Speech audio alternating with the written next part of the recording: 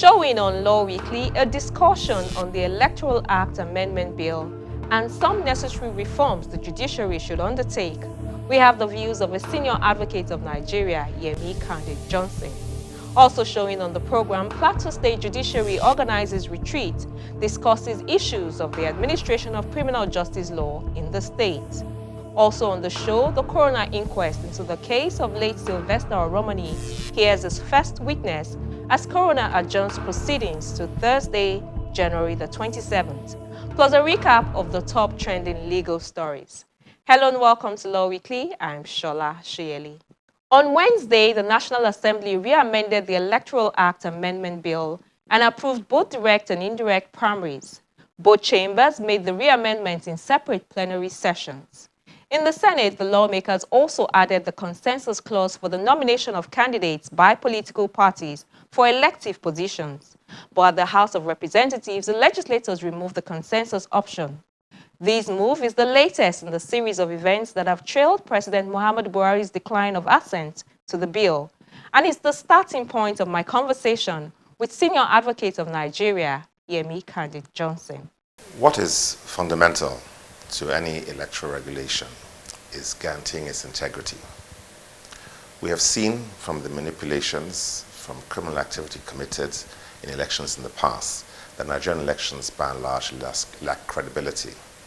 To restore credibility of elections is important because the legitimacy of the government that is produced by elections depends on people's confidence in the process by which those elections were conducted. So anytime you want to modify electoral law, the purpose is not about a single item, but across the board, the integrity of the process, the capacity of the electoral umpire, the mechanisms for counting the vote. What is an election? It is a test of the popular will. Therefore, anything that makes it easier to decide what that will is genuinely and to reduce the opportunity for manipulation or fraud, which over the years in Nigeria, since this new democracy, has been manifest and multiple. Anyone who's been involved in election petitions will tell you the roadmap to rigging elections, suppression of votes, cancelling elections, double entries, fingerprinting. So there are many methods by which you can rectify that. You learn from your mistakes. Technology, means of vote counting, access, location of the polling units, identifying them, voter access, voter registration, voter accreditation. There's a variety of means. But we seem to have fallen in this last exercise on the question of indirect primaries. This seems to me to be the smallest aspect of the Electoral Act. At the end of the day, international best practices would require that parties by themselves determine the method by which their candidates are chosen and not the National Assembly. So I have no difficulty with National Assembly taking that out if it became controversial. I don't know the reason why the president doesn't want it. I don't know whether it's party political, whether it's logistical, whether it's genuine.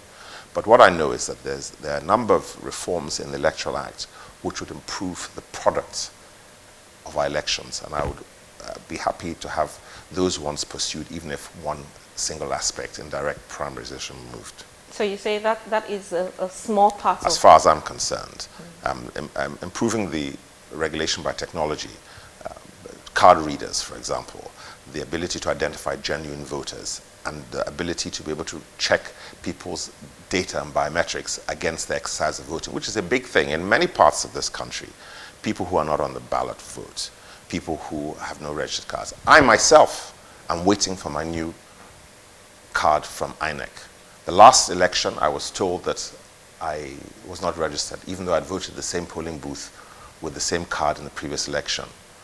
Someone joked that my vote may have been used somewhere in Newi or in Abakaliki, who knows.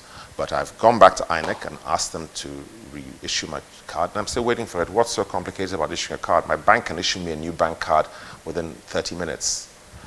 And these are things which are problematic in conducting elections because voter suppression starts a long time before the elections.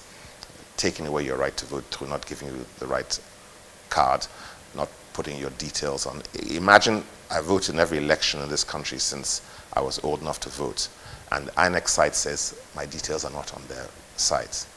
as far as I'm concerned, the corruption of the voters' register is itself an act of corruption. And it's a means to manipulate the vote. These are the bigger issues. These are the big issues in the Electoral Act. And there are a lot of issues. People who I'm involved in, lots of smart young people have studied the Electoral Act. They have come up with a lot of proposals for improving its efficiency and the legitimacy of the outcome. And I think that a lot of those changes have been implemented in the Act. So I'm delighted that it'll be passed, even if that aspect is removed. Let's come back to the judiciary. You know, like when we're talking about the Electoral Act and elections generally, you talked about the problems that have always been there. Coming back to the judiciary, there are also some problems that they're recurring in the judiciary. You talk about inadequate court infrastructure. You talk about appointment of judges. We're also seeing, as we're going into the election year, we're starting to see conflicting court judgments, so much so that it became an issue and the NJC didn't even have to wait for petitions to start addressing those issues. Why does it seem like the issues in the judiciary, exit from the judiciary, entry, access to justice, the speed of justice, why does it seem like all these issues continue to plague the judiciary? You know, I'm glad you mentioned the judiciary right after we speak about election practices, because the judiciary is very often the crown on election malpractice, because the standard for investigating and regulating elections on petitions is substantial compliance with the electoral law. Now, what is substantial compliance? There are a variety of definitions that the judges have given, but I would have thought that the simplest one is that they should ask themselves whether the election as conducted has captured the will of the people. That's simple enough, because if it hasn't, it cannot be substantial compliance. But we multiply words and we multiply concepts. And there's a whole degree of electoral case law which has been developed, which has made challenges to elections very technical and very inept. This is what allows judges to provide the seal for corruption in elections by awarding elections to whoever they choose. So I'll give you an example. We have an election in which I was involved in an election petition, where the electoral body produced a voter return which said 253 people were accredited, but 300 people voted. So on the face of that, that is a false and fraudulent document. But the electoral case law says to falsify an election return, you must produce the genuine return. So the only way you can do that is to prove that they wrote something that was right and then they wrote something that was wrong. But if on the face of what they gave to you, it's wrong, it's not tenable. Another example, the electoral body says we did not conduct elections in polling units 15 and 16. So on their own testimony, there was no election there. That is a bad election. And the court says, according to the jurisprudence, to prove there was no voting in a particular polling unit, you must produce a voter who didn't vote there, who was disenfranchised. Even when they themselves have admitted that it didn't conduct. It sounds stupid because it is. But there's a whole series of decisions. And you see, so the judges are considering electoral law and formulating it on the assumption that it's a technical issue when the only issue is whether the will of the people has been expressed. So I think that the fundamental problem, to answer your question very simply, is that many of the judges, and I think that the large majority of those who operate our judicial system, not individual judges, but those who are in the heights of the judiciary, think it's a game. They think it's a theater, and that the importance is their dress, the fancy dress, the 17th century English horsehair wig, calling you honorable, my honor, my judge. These are public servants paid from the public purse to deliver a public service, which is the due, proper, and efficient administration of justice.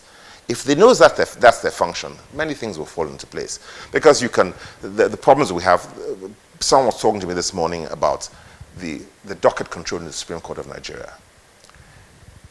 It is more than anecdotal that you cannot list a case in the Supreme Court without a corrupt intervention in the registry of the Supreme Court.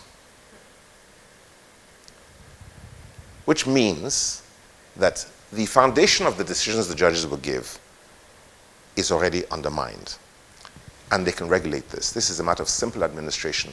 You go to the Supreme Court, you sit down there for 6 hours, the court don't hear a single case because they're dealing with procedural and technical matters, because they're dealing with questions of substitute service, they're dealing with questions of stay of proceedings. I was telling somebody, we have cases in Nigeria on stay of proceedings.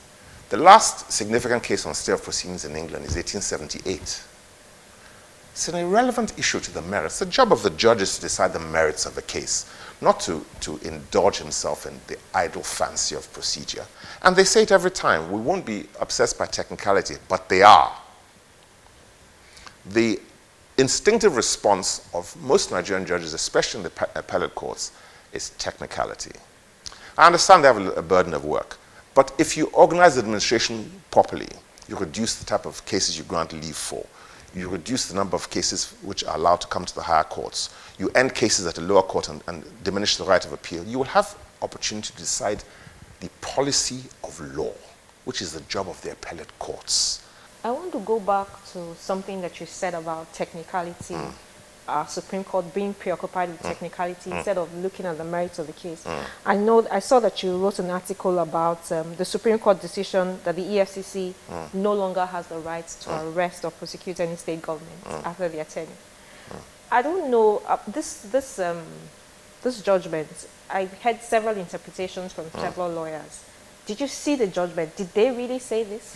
No, I think that two things. There seem to be a number of judgments that were given out, and some of them have not been released to the public. The main decision seems to be the case of Nwobike, and these headlines are interpretations of that judgment. Of course, Nwobike is not a governor, but the point I think that the court was making there is that the Economic and Financial Crimes Commission has a limited statutory mandate, and it should fulfill its mandate.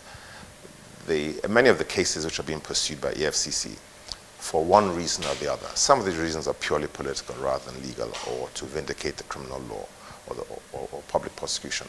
And many of these cases are not really their business, but then they're the business of the ordinary police. They've filled the vacuum where the ordinary police seems unable.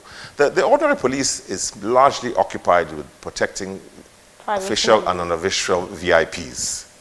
You know, you can get more police around an ex-wife of a public official than you can get in a police station.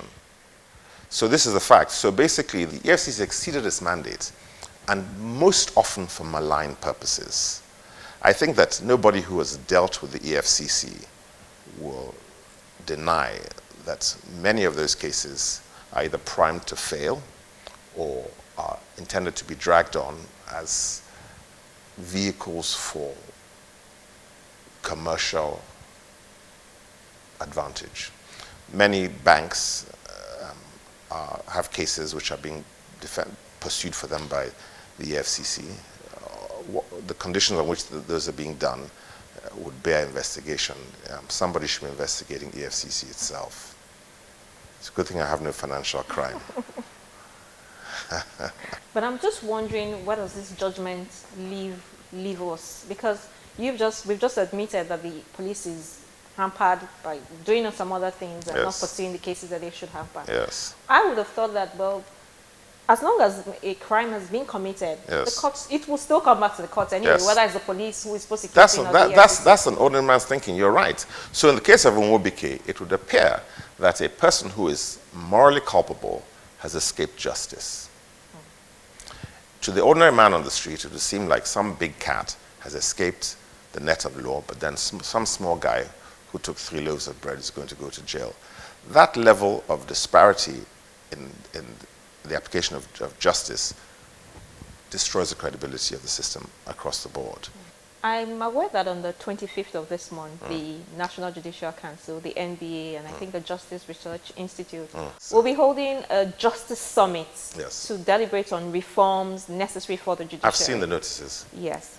And I'm just wondering, with all the myriad of problems that we've talked about that are challenging the judiciary, what are those things, maybe 2, 3, 4, that it could focus on in the short term that would give us that quick reform, fast reforms that we need to make the justice system work more effectively? One of the biggest problems with courts is delay. The delay is generally caused by lawyers not preparing in advance of cases. You can proceduralize access to courts and not allow access unless the procedures are met. So, for example, you have pre-action protocols. If you realize that 80% of land cases are delayed because there's no survey plan, you cannot file a case without a survey plan. That proceduralization immediately cuts some cases out. Interlocutory motions. 80% of the court's time is on interlocutory applications. These should be resolved in chambers. They should be resolved by paper. You do not need to go to court and stand up to take most of these motions. The purpose of coming to court should be for trial. There should be zero tolerance for lawyer dilatoriness and delay and lawyer incompetence, and the ethical responsibility of lawyers should be enforced by fines and by threat to their licenses for misconduct. In the appellate courts, the access to the court should be limited. Leave to appeal should be almost always refused. There should be no leave to be granted for interlocutory applications. The number of interlocutory applications in the highest courts is a complete waste of time. The Supreme Court and Court of Appeal should only empanel to hear the merits of substantive cases on serious questions of law. Once you appeal out of time, you have lost your right of appeal. It's a discretionary bar. That bar should come down like a hammer. Because if you force the lawyers to work, they will reduce the work that the judges are doing. If the judges have less work to do, they will do it better. I think that's 5 points. Welcome back. The coroner's inquest into the circumstances surrounding the death of Sylvester Oromoni Jr., a 12-year-old student of Dowen College, Lekki, continued on Friday, the 21st of January, at the Magistrate Court sitting in Ekpe. The coroner took its first witness, Oromoni Clifford, who testified that he picked the late Sylvester from the school at the request of the parents. He said he was surprised at the boy's condition when he picked him up from the sick bay. Under cross-examination, he testified that rather than take him to a medical facility, he instead took the boy to a lab where he procured an ointment, a balm, and a pain relief drug, which he administered on the late Sylvester, who was in pain all through the journey to Warri, Delta State. Meanwhile, counsel for the family, Senior Advocate of Nigeria, Femi Falana, has told the coroner that he intends to call 7 witnesses to prove his case. The senior lawyer has also asked the coroner to again order the Commissioner of Police to release the certified true copies of the statements filed by the accused persons in the wake of the police investigation. He expressed worry that despite the initial order by the coroner at the last sitting, the police commissioner has refused to release the relevant documents and comply with the order of the courts. Magistrate Mikel Kadiri has adjourned further proceedings to Thursday and Friday, the 27th and 28th of January. In Plateau State, the judiciary has organized a retreat to discuss issues of the administration of criminal justice law in the state. We have the report up next. Judges from the Plateau State High Court, alongside magistrates and other judicial officials from State Ministry of Justice, are here to deliberate on ways to enhance criminal justice administration in the state. Acting Chief Judge of Plateau State, Justice David Mann, sets the tone for the session. This retreat is designed to serve the twin purpose of affording an opportunity for judges of both the superior courts and lower bench of the Plateau State Judiciary, perhaps for the first time in several decades, to meet and cross-fertilize ideas on the best way forward in justice delivery in Plateau State generally, as well as to afford an opportunity for training our lower court judges in key areas of criminal justice administration to enhance the pace and quality of criminal justice delivery in Plateau State. The aim is not only to reduce to the barest minimum the level of crime, but to ensure that justice is delivered to the defendant, the victim, and indeed the society. A senior advocate of Nigeria, Professor Yemi Akisheye, judge, who is the keynote speaker, makes a virtual presentation on the need to strengthen the state's justice reform team for effective administration of criminal justice law. This is the time to lay the foundation, build consensus, choose a winning team, and set the goals and vision of the administration.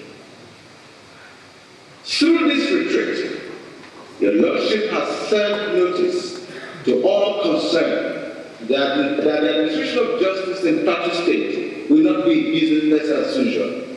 The Plateau State government is represented by the Deputy Governor, who says the wheel of justice in the state is not truncated, especially in the wave of current security challenges. With a view to ensuring that the wheel of justice is oiled properly to deliver to the expectations of the citizenry. The theme of the retreat is not only apt, but timely, considering the security challenges currently experienced in Plateau State and other parts of the country.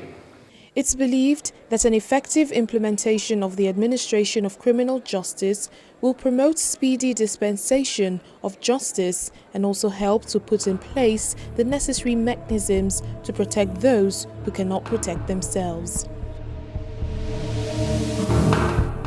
And just before we go, a quick recap of some other top legal stories.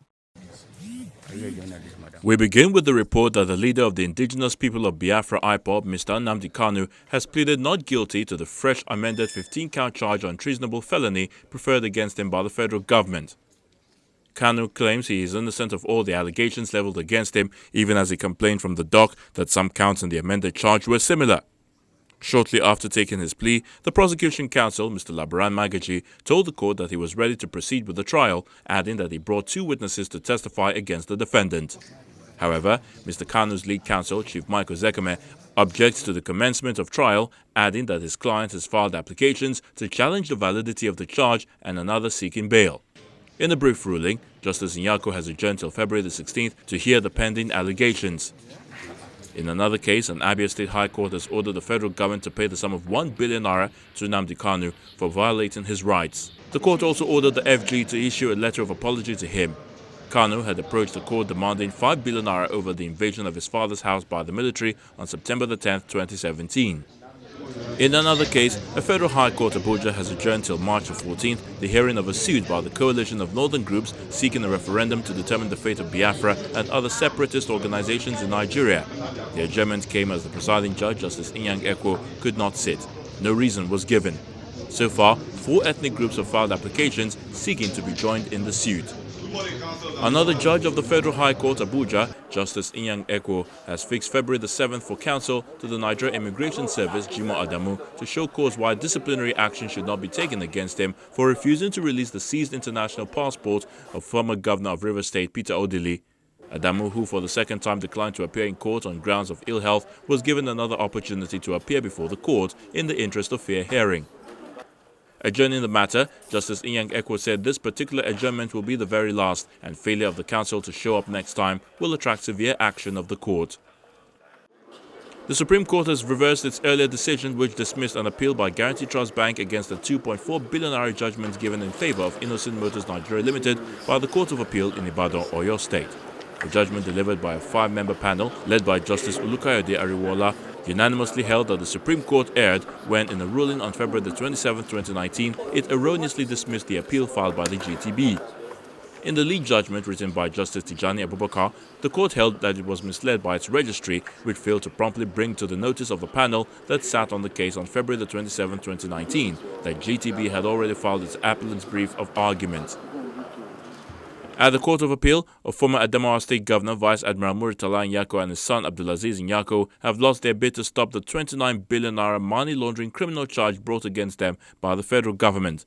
The Court of Appeal in Abuja dismissed their appeal seeking to terminate the fraud case against them on the ground that the exhibits and evidence provided by the Economic and Financial Crimes Commission did not link them with the commission of the alleged offences. In a unanimous judgment of a 3-man panel of Justice of the Court of Appeal read by Justice Olabisi Ige, the former Adamawa State Governor and his son were ordered to go and defend themselves in the 29 billion naira fraud against them.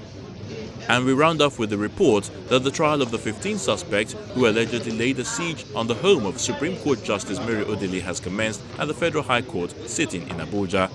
The remaining 3 persons who were unable to get their bail at the last sitting got reprieve as the trial judge, Justice Nkeonye Maha, granted their bail in the sum of 5 million naira and 2 sureties each in like sum. That's the show. Thank you for watching. Please catch up with past episodes of the program on our YouTube page. I'm Shola Sheyeli. See you next week.